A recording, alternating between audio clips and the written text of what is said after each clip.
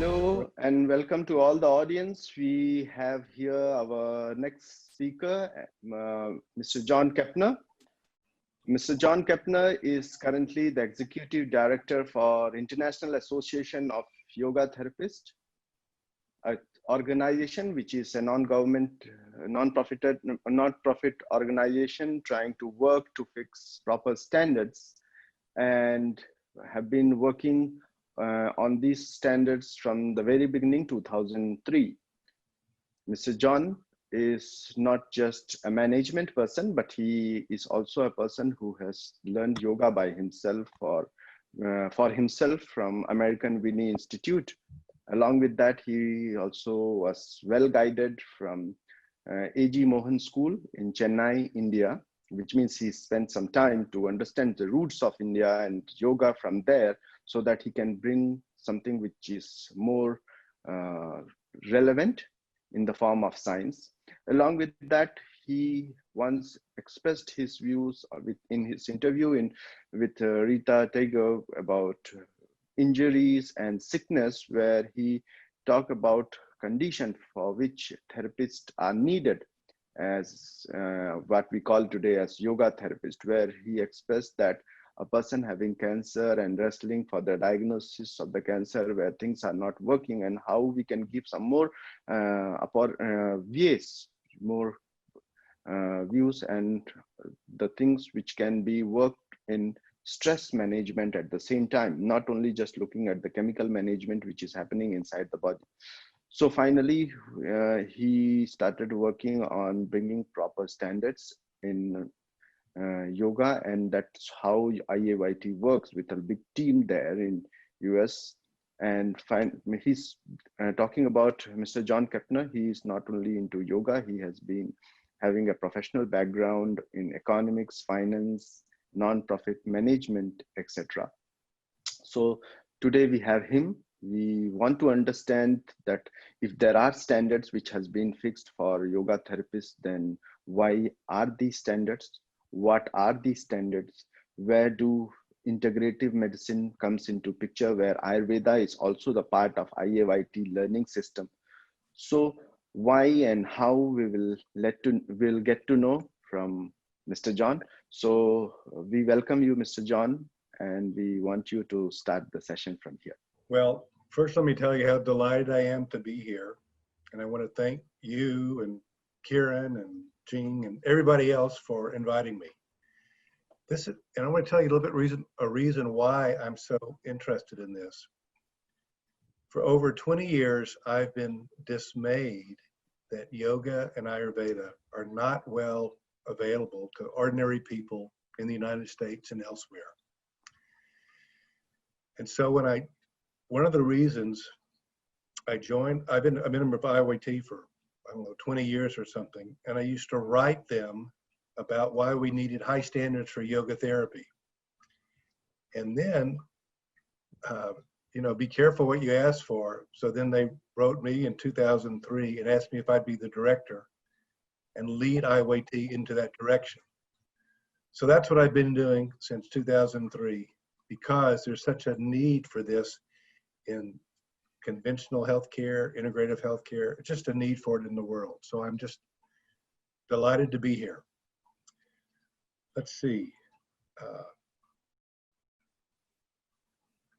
Okay, I've got my slides up. Can you see my slides? Is that working now? Yes, we all can see that. Okay. So I call this accountability with soul, because I borrowed this term from something in the naturopathic profession that went through the same process that we did many years ago, and they've been helping us. And the with soul is developing standards consistent with one's own tradition. Yoga tradition is different than medicine, and we have to have standards that are suitable for our very diverse tradition. Okay. So now let me move down to. Okay, we call ourselves the International Association, and sometimes I have to explain that. Who are we from the United States to call ourselves the International Association of Yoga Therapists. It's because we were started by two Americans who studied in India for many years, over 40 years ago. And they had many friends all over the world. So they formed an association to connect their friends. So that's why we call it the International Association. They had no idea it would grow so big, but that works. And so we have members in over 50 countries. Let me move to that and show you. So this is who we are. It's a nonprofit organization, over 5,000 individuals in 50 countries, and 60 accredited training programs in 7 countries, and 4,000 IAYT certified yoga therapists. Okay. So let me tell you our mission. It's very simple. Okay. Establish yoga as a recognized and respected therapy. Now, I'm assuming some version of this is a common mission for all of us. That's why we're here. I'm going to focus on yoga therapy because that's what our organization. But just so you know, we work closely with the National Ayurvedic Medical Association, which is very much a sister association in the United States.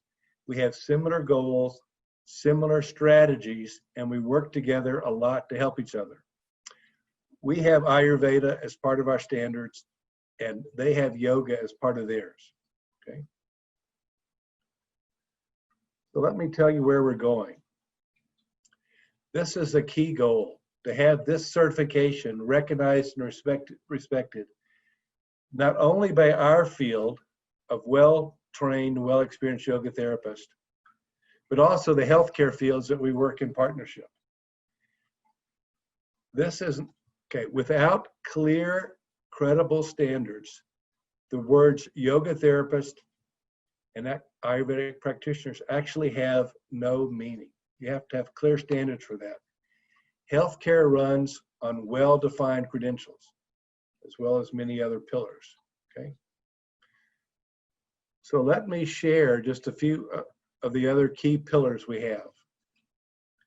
Research, of course, and I think there's a lot of that in this conference, a lot of researchers here, but you also have professional education, which is our standards. You also have professional and credible credentials. You also have to have financing like health insurance. You also have a lot of education for the public and other healthcare professionals. And last but not least, you have to have professional employment for the yoga therapists and Ayurvedic practitioners. That's the key goal. But that professional employment depends upon all these other things. The goal we have is what we call safe and effective practitioners and professional employment for yoga therapists. That's a major goal of IAYT. Okay. So in order to achieve all this, one of the first things you have to do is develop educational standards for the training of yoga therapists. And so we brought together 12 experienced yoga therapist trainers working together for 3 years. They met once a month for 3 years to develop the competencies needed to develop safe and effective practitioners. I stress competency-based, not just education. The training programs have to also assess that their students have actually learned something. Okay, that's the professional way. 800 hours plus 200 hours teacher training, that's 1,000 hours. That's a good round number, but also that's roughly equivalent to a professional master's certification in the United States. And 2-year duration. Why is it so long? Because to really understand this stuff, you're not just teaching book learning.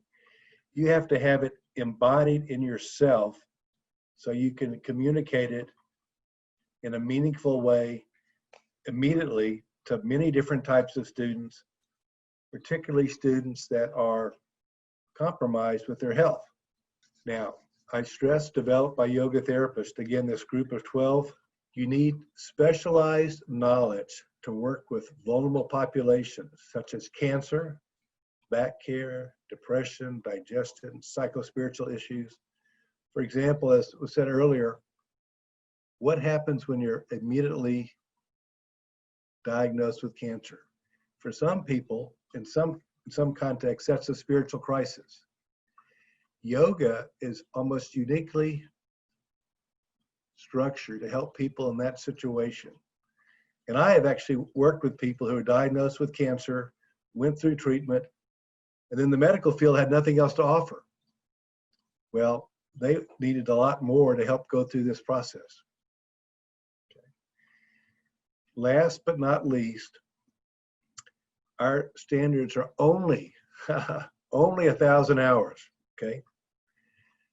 Now, some people may think that's too low, but that's at the edge of what we consider a professional economic viability, okay?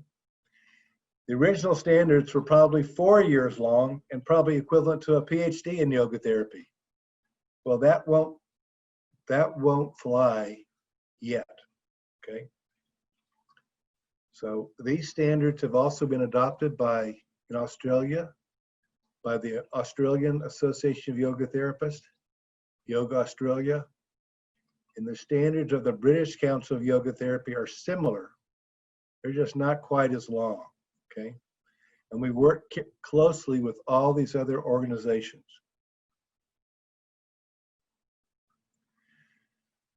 So it's not just standards, it's all this stuff, standards, accreditation, certification, many other things, okay? That's the standard model in healthcare for determining qualified practitioners. And some of the other things you need, of course, the scope of practice. What do yoga therapists do and what do they not do? You have to assure, for example, the MDs that you're not going to go into their turf. You're not going to be talking about medicines or taking away medicine. It's complementary to their practice, not a substitute for it. Like all fields, they have continuing education requirements. We have this. You have to have a code of ethics that's enforceable. That's part of my job. I get all the complaints. That's not fun. That's something that's required of any profession. Yoga is quite a history of what some people would call violations of professional ethics. Okay? You need a certification exam. We're working on that, okay? The exam will come from our standards, and that will further enhance our credibility. Last, but in this case, not least, you need third-party accreditation of these certification and accreditation processes. We think we're very good. That's only our opinion. In the healthcare world, in the world in general, there are sham accrediting and certification bodies, and that's why you need third-party accreditation. We're working on that, but that will happen after we have a certification exam.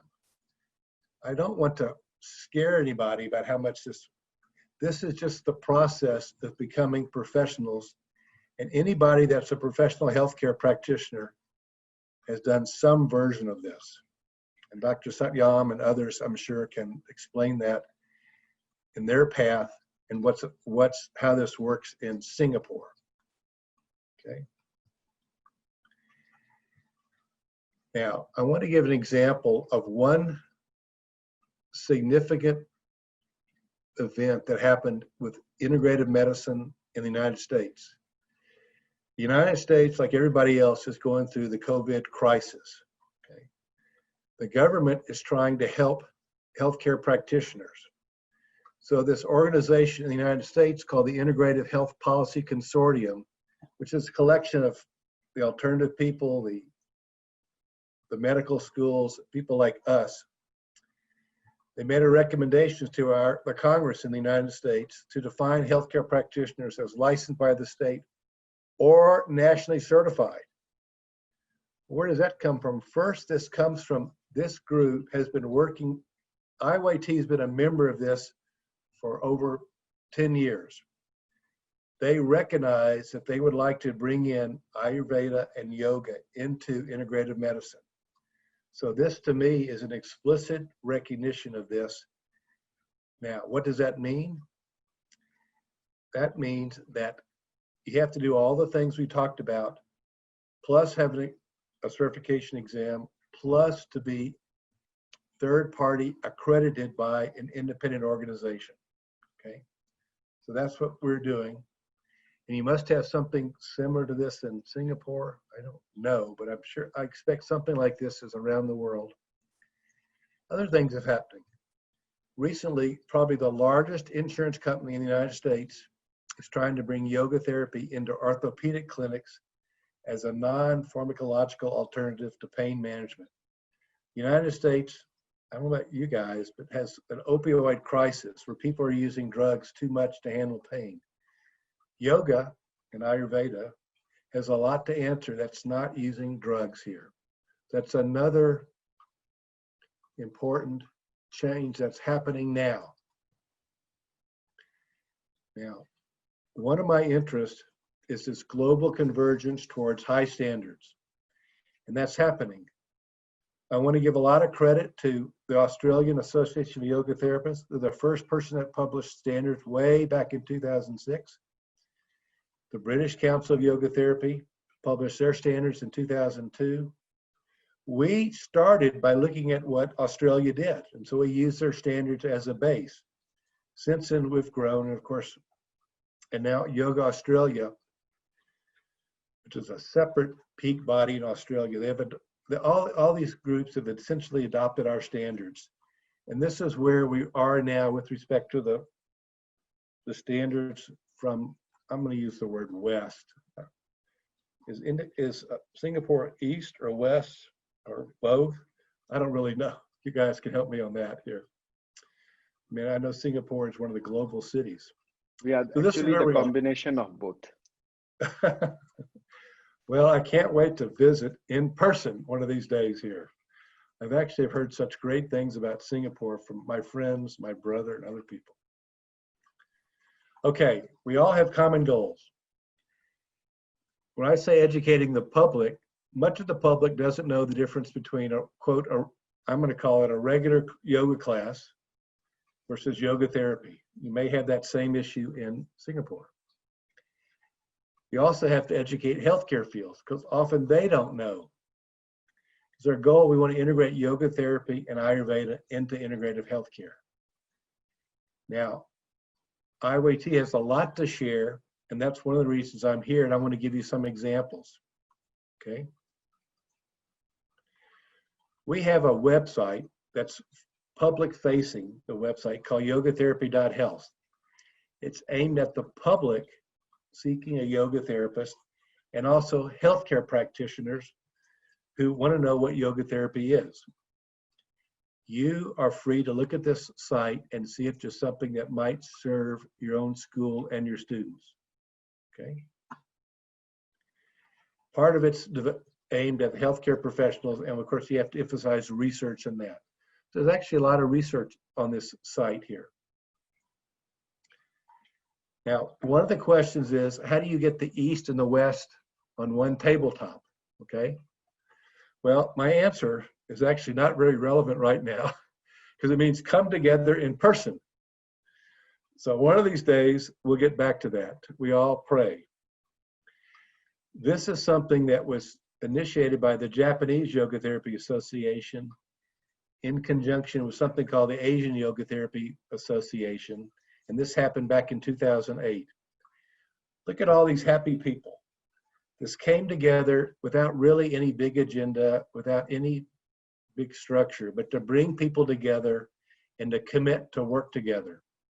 It's actually brilliant. I have to give the Japanese a lot of credit on this. So I call this a landmark conference, bringing people together, okay? The other things going on to bring people together. A couple of years ago, I was in Kaivalgadama, and they had an international conference on this. Again, research, clinical practice, and standards. So I was one of the presenters there, as well as other people. A big issue in India as I understand it, is whether to call it yoga or yoga therapy. We make a distinction because yoga or yoga teaching in much of the West, probably much of the world, is identified by most of the public as yoga classes, group yoga classes that you go to, often taught by young, flexible women doing vinyasa. If you're older and not so flexible, it's not appropriate for you. That's not what yoga therapy is.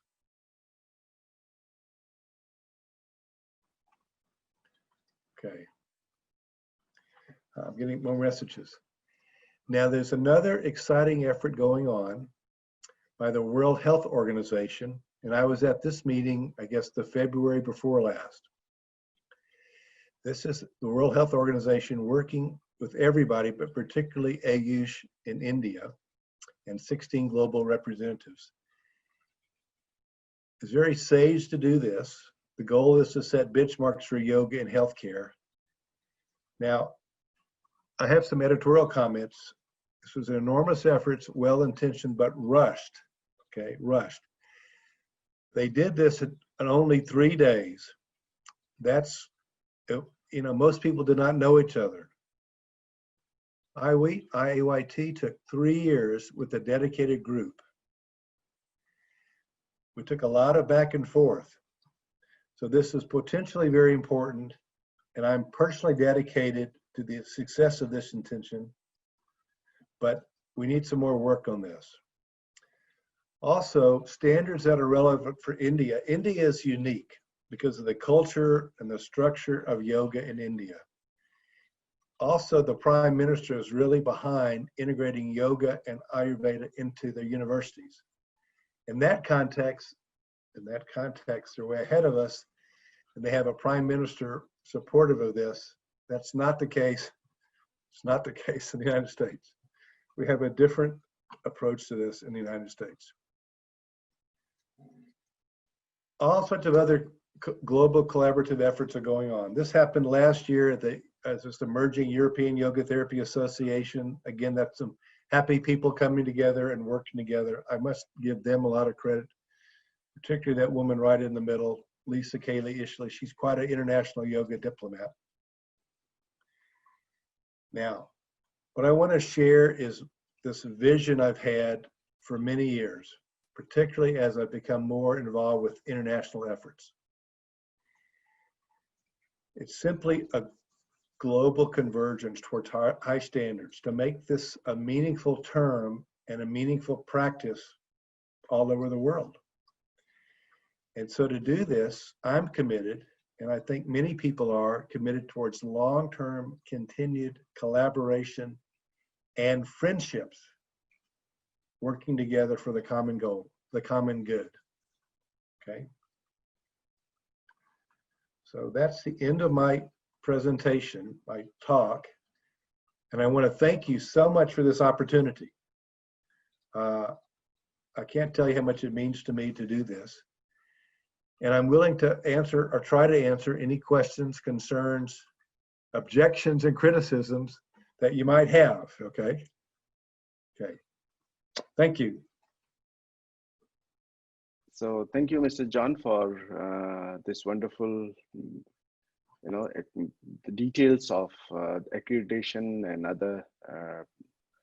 other programs, and on what aim and which direction we all have to go. So there will be further things which I will request all our viewers to ask and raise hands, so that we can give them opportunities to have one-to-one question and answer sessions with Mr. John.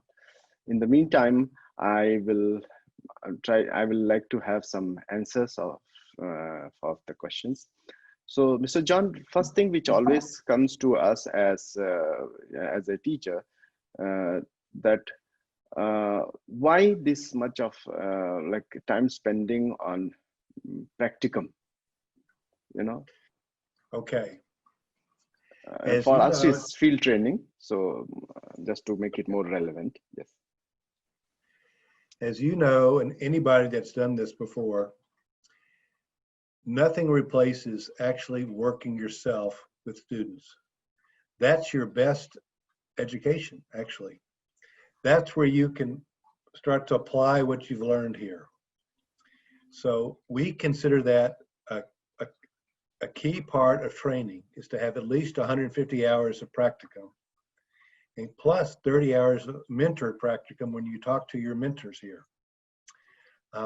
I know when I started working one-on-one, so much became much more relevant because you're working with people as individuals. You've got a big tool that you've got to apply immediately in the immediate situation to an individual with a unique background, unique concerns. They're not just a diagnosis, they're a person with lots of different dimensions and maybe one common dimension such as cancer. Okay. Is it really important to study biomedical concepts and ethics, which has so much presentations and all those things to learn? Yes, you have to know enough to be a yoga therapist, okay? You're not going to be an MD or a physical therapist or anything like that, but the biomedical and the psychological foundations are two of the main pillars of our standards here, coming after the yoga foundations. You know, this is yoga. That's the foundation of everything in the standards, everything we do. Along with that, there is always a concern that, learning about Panch Mahabhutas or Panch Koshas or the other aspects, which includes Vata, Pitta, Kapha of Ayurveda with yoga. So how do you find that putting that into our standards are important? Okay.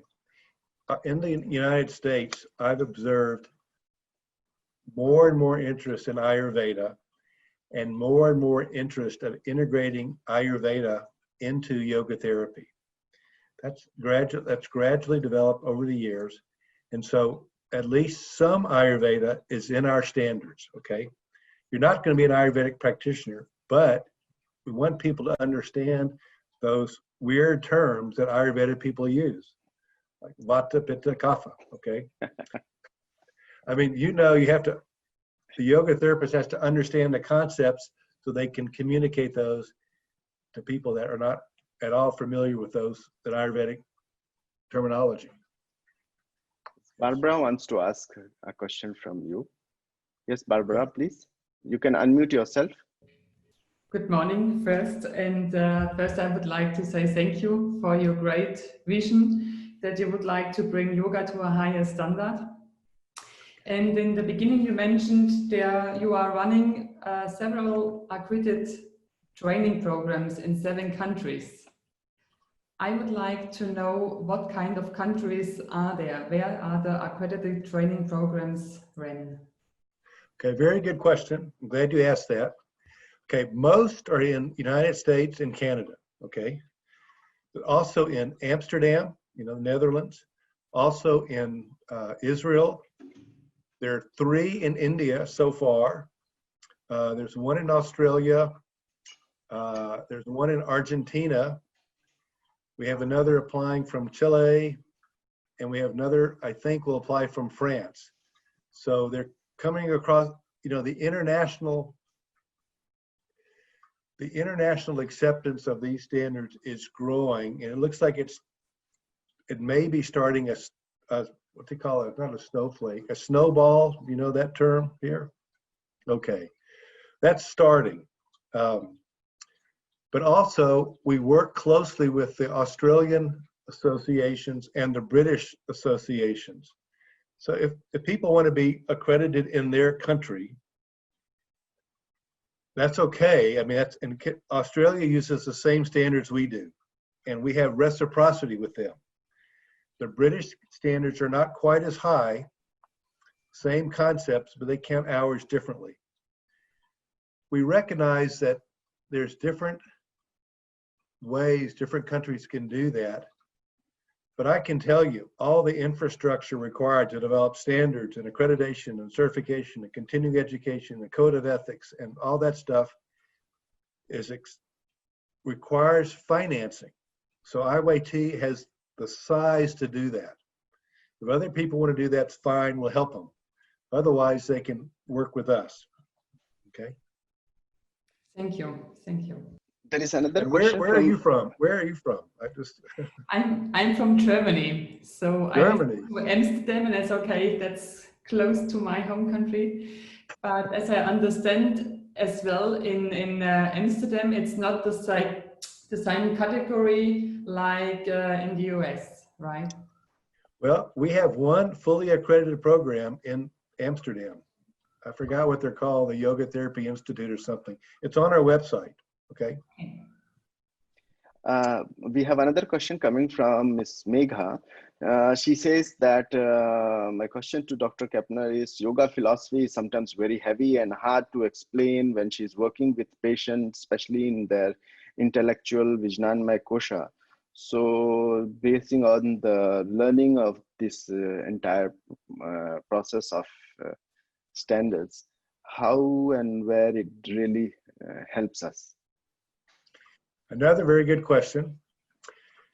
So the program director has to figure out how to translate sometimes heavy yoga philosophy into meaningful terms for their students, okay? That translation, there's a skill involved with that.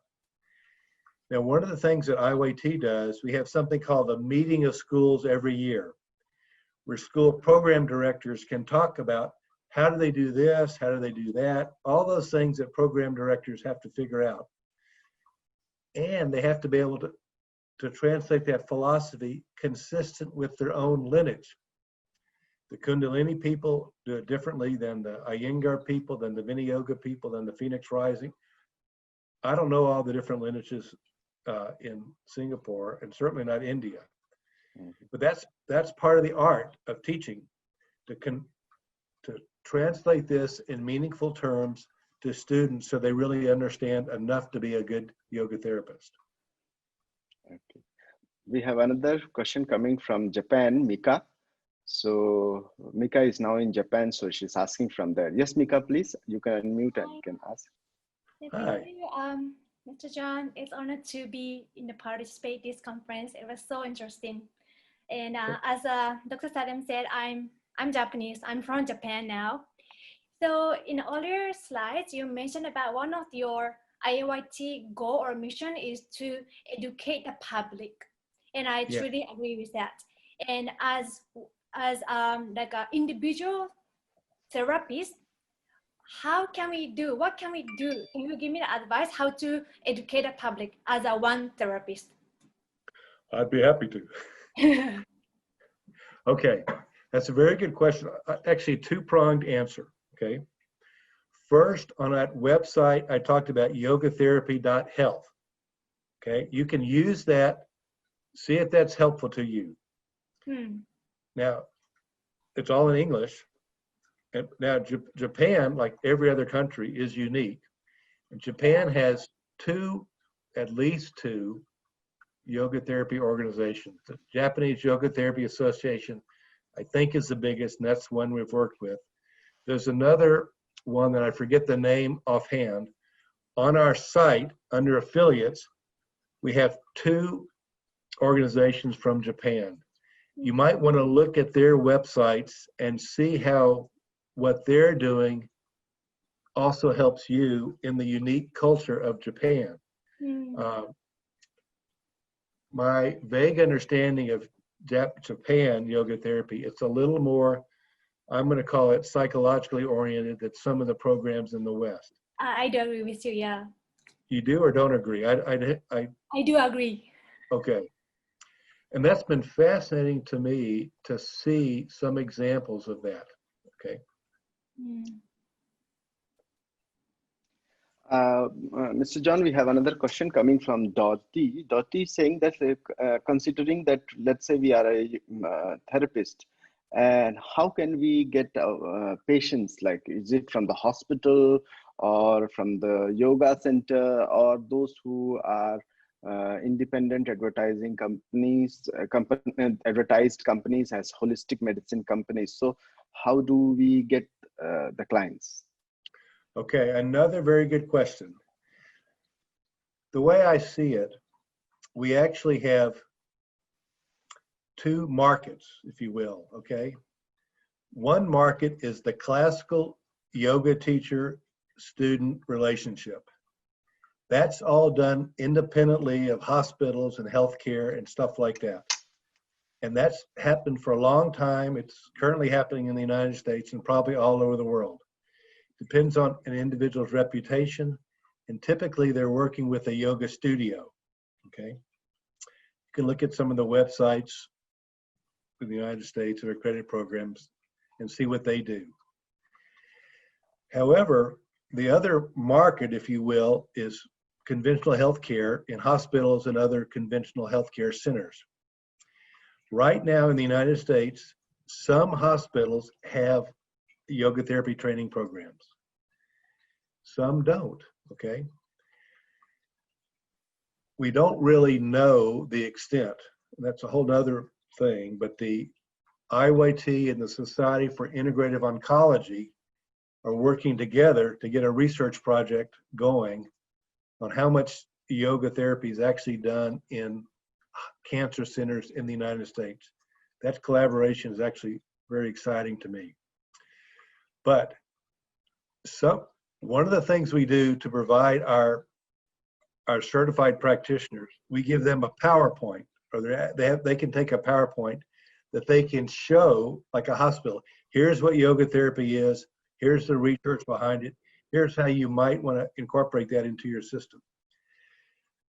Generally, people have to be entrepreneurial in this, or there are physicians and other people at the hospitals that want to bring it in, and they've got to find the right yoga therapist, the right credentialed yoga therapist to work with them.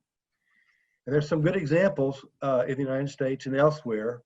Some of those are on this part of this conference, like MD Anderson has a very extensive yoga therapy operation going on, perhaps one of the best in the country, in the United States country. So you might want to see how they're doing that. This is a very important question, okay? The other part, which I don't want to spend too much time yet, is in cancer, it appears that many of the leading cancer places have an accompanying integrative wellness programs where, in addition to the cancer care, they also have yoga, acupuncture, Ayurveda, nutrition counseling, and other things like that. I think that's a pretty good model because individuals coming in for cancer care, they have different needs. Some may be interested in yoga, some may not. So if that's part of an integrative wellness bundle that's linked to expensive cancer care, that's another way to get into hospitals, okay? It's a pretty big question, and I can spend more time later, some other time, about this. A very important question, okay? We have another viewer who is asking that let's say a person went to India and he has gone through a degree or diploma, which might be 2 years, which might be 3 years. So now the question is, if a person goes to the West, so is it recognized? And let's say if it is not recognized, then what step he or she should take so that somehow his his work has been somehow recognized or accredited somewhere. Okay, all these good questions. What does it mean to be recognized, if you will, in the West or India or Singapore? Okay. Yeah, it's a very tricky question. Okay, in the United States and throughout the world, to my knowledge, except India has, I'm going to put India to the side for the moment because India is unique, as you well know. Yes. Yoga therapy and yoga is not licensed. So we can't prevent somebody from calling themselves a yoga therapist. So we've gone to enormous efforts to have these voluntary standards. We call it responsible self-regulation. That's the middle way, if you will, from no regulation, from licensing. Our goal is to have the C-IAYT recognized not only in the United States, not only in Canada, but across the world as the gold standard or the equivalent if somebody does something similar in Australia and Britain or Singapore, okay? Now, for a person that's trained in India for a couple of, or 2 or 3 years, we have an alternative route for certification from the United States. We call that portfolio review and evaluation, okay? We have a process on our website where people send in their training and their experience, and if it meets our standards, we will let them apply for IAYT certification. India, of course, has this degree of a master's in yoga and naturopathy. I forgot what it's exactly called, but people who've gone to that program can typically qualify for IAYT certification. Okay. Oh, that's good. Okay. Well, So great question on the side. yes, that's very good. Good to know. And one more viewer is asking. He says that like yoga is more about serving people, purity, genuinity. So how do we really justify that current commercial, where we call it as business, where money comes into picture? So how is it going into that direction is really somehow we are either gaining something in yoga and the yoga field, or we are going towards in a future where we will lack a lot of purity about yoga and yoga. Okay. I'm so glad this person asked this question, okay? That comes up a lot, particularly from Indians, okay? Now, the culture of yoga in India is so different than any place else, okay? I respect that culture.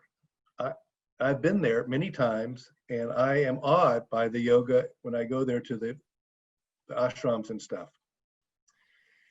Now, in the United States and much of the West, we're asking people to invest substantially to become well-trained yoga therapists. There's a cost to that education. If you're going to support yourself as a professional, you have to make enough money to buy a house, educate your children, prepare for retirement, all that kind of stuff.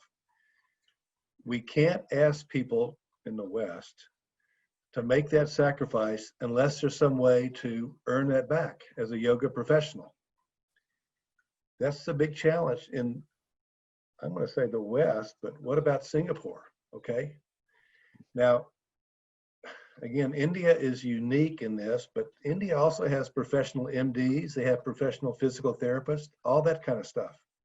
So India is changing too. It's a big question. I can't totally answer that, but the West, you have to be able to earn enough back to pay for your education and then make a living, okay? That takes something out of the classical yoga, which is given for free. I can't deny that, but that's where we are. Okay. Thank you. There is one more student who is from Singapore. She's asking that I started studying yoga therapy, and after a few months, I felt that this is not my cup of tea. I have sacrificed few months, not less than 4 months. And then I felt that the entire process is quite long and difficult. In that situation, what can I do and what can I call myself? Okay. That's not untypical. And that's actually good for people to learn that, it's not their cup of tea. At least that's an English term, not their cup of tea. At least at this time in their life, okay? Yes. They can call themselves a yoga teacher. Sometimes people say they do some therapeutic applications of yoga. We ask them not to call themselves a yoga therapist, even though that's not a licensed term. Now that we have, what I'm going to say, global standards, maybe that's presumptuous, for that term, it would be misleading to call yourself a yoga therapist when in the world, and I'm assuming in Singapore, you actually have a much longer training program to be a yoga therapist. Yes. But that happens. People change. I used to be an economist. I got tired of that. So I went to, I've always done yoga, but I went into it full time. Yes. So. There is another viewer who is asking that where do you see yoga therapist accepted from now, you know, as a full-time profession, because as we do here is as a second job or second profession. So all these young graduates, if we see, so do you think that they will be getting multiple job opportunities in future? We're going to see. You know, that's the key mission for IAYT is to, I use my economic terms, increase the demand for certified yoga therapists. And so everything we're doing is, in some sense, is a key sense is supporting this emerging field, okay? All that rigmarole I talked about, accreditation, certification, blah, blah, blah. Those are important things to get accepted as a profession that could be more accepted for professional employment. So we are all still pioneers. Now the physical therapists tell me that in yoga therapy, we are moving at rocket speed relative to the development of yoga, of physical therapy as a profession, which started in the United States essentially during World War I, which is around 1917, 1919, something like that. So it's emerging, okay? It's not that well known yet, okay? Another viewer is asking question that I have been practicing yoga therapy for past 3 years, and I have certain experience and my own personal research. But when I looked into the way how yoga therapy research is being conducted and written, and I'm referring to Yoga International Journal of Yoga Therapy, which is written with conclusive results and graph. So how can I put my research into that? Okay, I like that question, okay? Come to our website, look under publications, International Journal of Yoga Therapy, and if you follow those links, there's instructions for authors. And we love submissions like that. So follow the links on our website for submissions. Okay. Another question. Our school has not taught us research and how to do the research. So does yoga therapy credentials also talk about yoga research? A little bit, okay. One of the things that the educators, particularly the more academic ones, want us to do is make sure we teach what they call research literacy. That's in our standards a little bit. Eventually that might become more important. That's a key issue in our field, and a key issue for yoga therapists is to be able to convey the research to the medical audience. That's the way they're used to evaluating things. One of the first questions they're going to say is, well, what's the research behind that? And we actually have a lot of that. So using our website at yogatherapy.health, there'll be some of that. Using that PowerPoint that's available to students, we have more of that here. Okay, that's good. One more thing which they are asking is that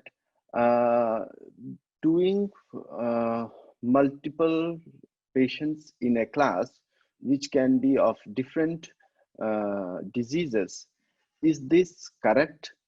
Or we should take care of one patient at one time, one-to-one? Where do you get these students? All these great questions here, very practical questions. Typically, we call them functional classes or small classes with similar conditions, okay? Now, practically, you often need to have small group classes, and the small group classes provide a sangha, which in some types is more important than the actual instruction of the teacher. Now, a good yoga therapist can teach a class with a consistent theme with different people doing different things. For example, I used to teach a class that only had 6 people in it. And we did downward facing dog 6 different ways. Because they were with me, they'd been with me for a long time, and I could say, you do it this way, you do it that way, and it's the same thing, elongating the spine here. So now, if a person's in serious cancer treatment and somebody else has got back care, you might not want to put them together. So similar conditions, and that involves some judgment here and some practical things, okay? There is another question from one of the viewer. He's saying that those people who wanted to study yoga therapy and then after that they pull themselves up. So how do you really encourage them to do this and to complete this, like which can be somehow from trainer side of also that kind of encouragement? I'm missing, say that again now so I make sure. Those people who have missed or they have stopped their training or education in between, how do we as trainers or how do we educators should encourage them to move forward? Okay.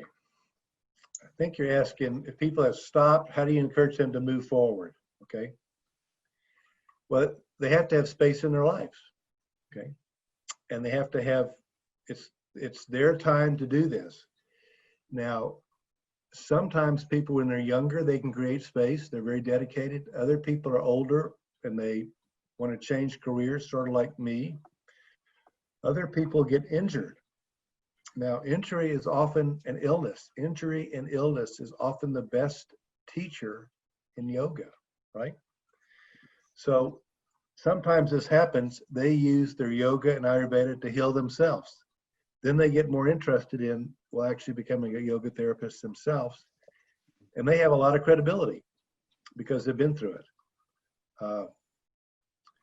The other thing, of course, is simply conferences like this that increase awareness, encouraging the public or teaching the public more what yoga therapy is. You know, people are a lot, but not all, want to become more empowered to take care of their own health and not have to go to a doctor for a pill or an operation here.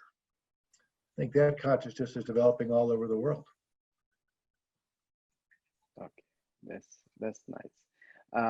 There is one more, and the last question for the day is, yoga is potentially therapeutical and healing, you know, and yogic tools are quite helpful.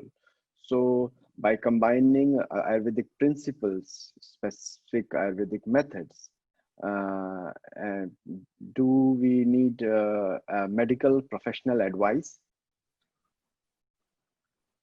To bring in Ayurveda? Bringing in Ayurveda into that. No, I mean, we require some training, and some yoga therapist training programs bring in a lot of Ayurveda, okay? Yes. Now, part of the training, of course, is how to work with medical professionals. And part of the practice of yoga therapy and Ayurveda is to develop good relationships with medical professionals that will appreciate what you do, okay? Not all of them will, but some of them will. So you don't, I mean, I used to work totally independently, but all my students, they would go to different doctors and chiropractors and stuff like that, and I knew a lot of them. So we would encourage good communication between everybody here, okay? So thank you very much, Mr. John, for joining this entire speaker session. Let me thank you and everybody else on this call, and particularly the students. It's really been my pleasure. You have very bright questions here. I see some interesting criticism of our capitalistic society. I wish I could go off into that. So, a lot of questions still they are ongoing. So okay. I felt that this 1 hour was still not enough. We would have kept it as 2 hours. But anyhow, we thanks to everybody and asking questions and being the part of this session. So thank you, Mr. John. To all the viewers from International Conference of Integrative Medicine, we thanks all of you to be the part of our viewers. Okay. Thank you so much. Thank you, Thank Mr. you. John. Thank you. Thank Yeah. you. Namaste. Namaste. Thank you, Namaste. John. Thank Aloha. you.